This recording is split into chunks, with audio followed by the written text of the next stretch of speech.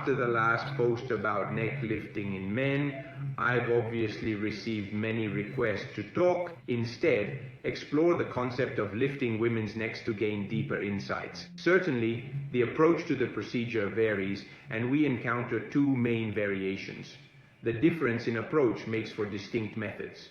An available alternative is the mini facelift, a procedure that gently targets the jawline and has minimal impact on the lower face while yielding effective results. It improves the face's frame a lot. This medical procedure is typically performed in hospitals and has a comparatively short recovery period, in the sense that this bandage stays on for about 3 days, after which, once the bandage is removed, you can shower, and by covering the scars with your hair, you can resume almost normal activities.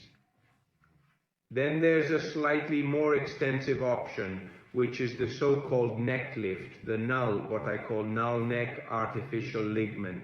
This is the tensioning technique I published in the European Journal of Plastic Surgery in 2018, which involves tensioning through a surgical procedure. A band created from a material frequently utilized in treating hernias, the polytetrafluoroethylene, is placed to tension the platysma muscle.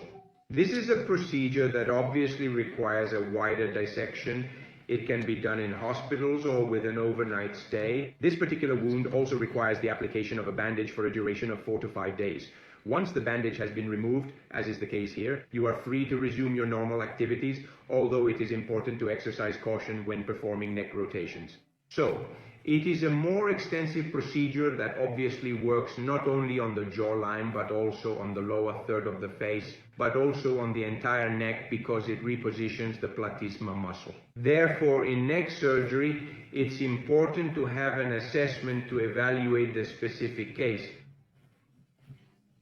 This surgery is highly personalized and requires careful evaluation to determine the most suitable procedure for each individual patient. What type of extension to perform for repositioning the muscles?